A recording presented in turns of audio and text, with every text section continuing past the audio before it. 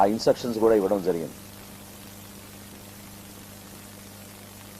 స్థానికంగా ఉన్న జిల్లా కలెక్టర్లు, జాయింట్ కలెక్టర్లు ఈ 25వ తారీఖు నుంచి ప్రారంభించబోయే ఈ కార్యక్రమంలో కంప్లీట్గా డిజిటల్ ట్రాకింగ్ ఏర్పాటు చేశాం. వాళ్ళకు కూడా మేము ఆ వెసులుబాటు అవకాశం కల్పించాం. ఆ డాష్ బోర్డ్ ద్వారా ఆ జిల్లా కలెక్టర్లు, జాయింట్ కలెక్టర్లు ఇమీడియట్గా చెకప్ చేసుకుని వాళ్ళ జిల్లాకు సంబంధించిన అనేక మండలాల్లో ఏ విధంగా ఈ పంపిణీ జరుగుతుందో దానిపైన కూడా వారు ఎప్పటికప్పుడు సమీక్షించుకోవచ్చు. ఎవరైతే మైగ్రేట్ అయ్యి ఇతర ప్రాంతాల నుంచి వలసకి వెళ్ళారో ఆ కార్డుదారులను మాత్రం నేను కోరుతున్నాను, దయచేసి మా డిపార్ట్మెంట్ నుంచి ఒరిజినల్గా మీరు ఏదైతే కీ రిజిస్టర్లో ఎంటర్ అయ్యారో, అంటే మీరు కార్డు తీసుకునేటప్పుడు ఫస్ట్ టైం ఎక్కడైతే మీరు ఫేర్ ప్రైస్ షాప్లో మీరు నమోదు చేసుకున్నారో మీ వివరాలు మీరు అక్కడే కలెక్ట్ చేసుకోవాల్సిన అవసరం ఉంది. ఎందుకంటే మేము మొన్న ఒక రీజనల్ కాన్ఫరెన్స్ ఏర్పాటు చేసినప్పుడు విశాఖపట్నంలో మా దృష్టికి వచ్చింది, కొన్ని రేషన్ షాప్లో 143% రేషన్ కూడా మేము పంపిణీ చేస్తున్నాం. ఎందుకంటే విజయనగరం, శ్రీకాకుళం, ఇతర జిల్లాల నుంచి వలసలకు వచ్చిన వాళ్ళు విశాఖపట్నంలో స్థిరపడ్డారు కాబట్టి రేషన్ సరుకులు ఎక్కడైనా తీసుకోవచ్చు కాబట్టి అవకాశాన్ని వాళ్ళు సద్వినియోగం చేసుకుంటున్నారు. కానీ రైస్ కార్డ్ డిస్ట్రిబ్యూషన్ అప్పుడు మాత్రం కంపల్సరీగా వాళ్ళ ఫేర్ ప్రైస్ షాపులు ఎక్కడైతే వాళ్ళు నమోదు చేసుకున్నారో అక్కడికే వాళ్ళు వెళ్ళి కలెక్ట్ చేసుకోవాల్సిన అవసరం ఉంటుందని ఈ సందర్భంగా మీకు తెలుపుకుంటూ, ఈ 15 రోజుల కార్యక్రమం రాష్ట్ర వ్యాప్తంగా ఒక పండుగ వాతావరణంలో ముందుకెళ్లాలి. అంటే 25వ తారీఖున ప్రారంభించబోయే ఈ కార్యక్రమం నేను మీకు డేట్లతో సహా చెప్తాను. 4 విడతలుగా మేము డివైడ్ చేశాం. దానికి కారణం కూడా ఎక్కడ కూడా డెలివరీ మెకానిజంలో పొరపాటు జరగకూడదు, డిలే జరగకూడదు, మిస్యూజ్ కూడా జరగకూడదు. ఖచ్చితంగా ఈరోజు రాష్ట్రంలో ఒక అద్భుతమైన కార్యక్రమంతో ప్రజలకి మరింత దగ్గరయ్యే విధంగా టెక్నాలజీని ఉపయోగించుకుని ఏ నెలకు ఆ నెల రేషన్ సరఫరా సక్రమంగా జరుగుతుందా లేదా అనేది ఈరోజు గౌరవ ముఖ్యమంత్రి గారు కూడా IVR సర్వే చేయించుకుని తెప్పించుకుంటున్నారు. ఎవరైతే రేషన్ షాప్లో ఆ సరుకులు తీసుకోలేదు అని కొంతమంది నమోదు చేస్తున్నారో అటువంటి రేషన్ షాపుల పైన ఇమ్మీడియట్గా అదే నెలలోనే జాయింట్ కలెక్టర్ గారి ఆధ్వర్యంలో అక్కడ ఇన్స్పెక్షన్ కూడా కార్యక్రమం చేసేటట్టు ఒక యాప్ డిజైన్ చేసి ప్రతి నెల క్షేత్రస్థాయిలో అటువంటి పర్యవేక్షణ తీసుకురాగలిగాం. 25వ తారీఖున ప్రారంభించబోయే ఈ కార్యక్రమం ముందుగా 9 జిల్లాలకు పరిమితం అవుతుంది. విజయనగరం, NTR జిల్లా, తిరుపతి జిల్లా, విశాఖపట్నం, నెల్లూరు, శ్రీకాకుళం, ఈస్ట్ గోదావరి, వెస్ట్ గోదావరి, కృష్ణా జిల్లాలు. ఇది 25వ తారీఖున ప్రారంభించబోయే 9 జిల్లాలు. 30వ తారీఖు నుంచి చిత్తూరు, కాకినాడ, గుంటూరు, ఏలూరు.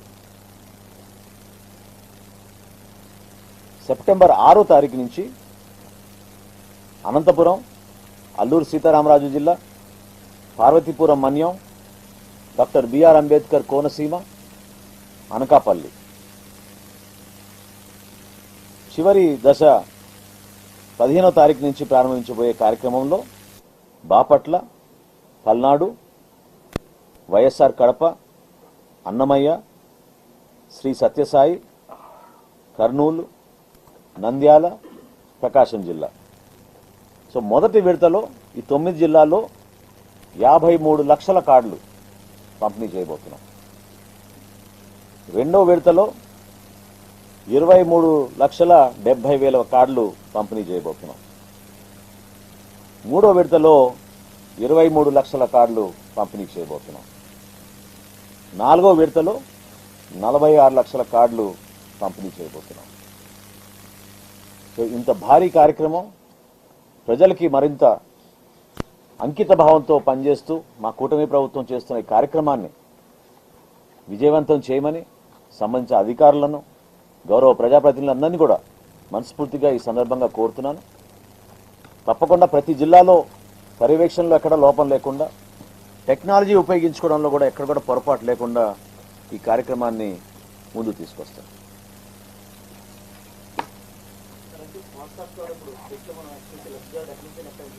అవునండి, పోర్టబిలిటీ అలౌ చేశాం.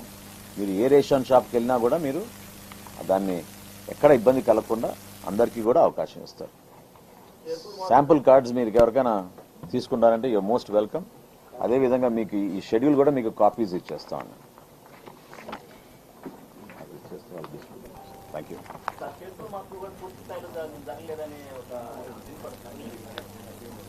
లేదండి, ఒక్క హౌస్ హోల్డ్ మ్యాపింగ్ సమస్య తప్ప స్ప్లిట్టింగ్ విషయంలో ఎక్కడ కూడా మేము ఏ అప్లికేషన్స్ అయితే వచ్చినాయో అన్ని అప్లికేషన్స్ని మేము డిస్పోజ్ ఆఫ్ చేసాం.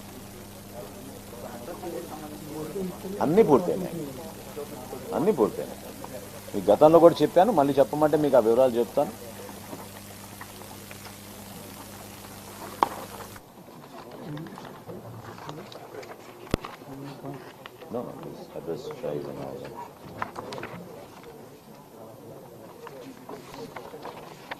టోటల్ గా మాకు 17,59,434 అప్లికేషన్స్ వచ్చినాయండి. అందులో 16,67,032 అప్లికేషన్లు మేము అప్రూవ్ చేశాం. పెండింగ్ ఉన్నది 5%, 92,402.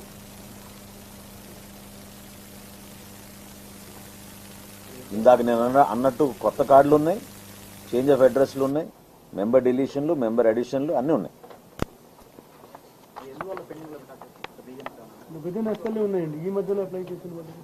ఆన్గోయింగ్ ప్రాసెస్, నిరంతరంగా జరిగే ప్రక్రియ. నేను యాజ్ ఆఫ్ టుడే చెప్తున్నాను, నిర్ణయిస్తామండి. కంటిన్యూ ప్రాసెస్ ఆన్లైన్ అండి, ఎప్పుడైనా చేసుకోవచ్చు. నిరంతరంగా జరిగే ప్రక్రియ. ఏమండి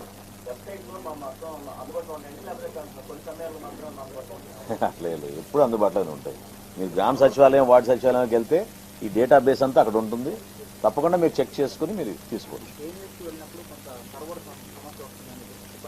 ఇనీషియల్గా ఒకేసారి ఒత్తిడి ఎక్కువ ఉండింది కాబట్టి ఆ వారం 10 రోజులు డెఫినెట్గా అప్పుడు కొన్ని సమస్యలు వచ్చినాయి. టెక్నికల్గా మనకి సర్వర్ డౌన్ అయింది. దాని తర్వాత మాత్రం మనం స్ట్రీమ్ లైన్ చేసుకున్నామండి. అంటే మీకు లెక్క చెప్తున్నా కదా, 17 లక్షల్లో 16 లక్షల వరకు మనం ఆల్రెడీ క్లియర్ చేసాం. 16,47,000 క్లియర్ చేసాం. సో ఆ పెండింగ్ అనేది చాలా తగ్గించాం. ఇంకా ఏమైనా ఉన్నా అది రాబోయే రోజుల్లో క్లియర్ చేసుకుంటూ వెళ్తాం.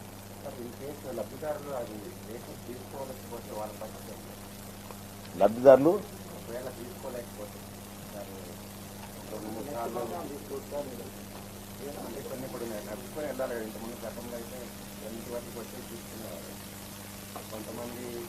పర్సంటేజ్ ఆఫ్ రేషన్ డిస్ట్రిబ్యూషన్ గతంలో కన్నా పెరిగిందండి. ఇప్పుడు దాదాపు మేము 92 నుంచి 93% వరకు మేము రేషన్ ఎవ్రీ మంత్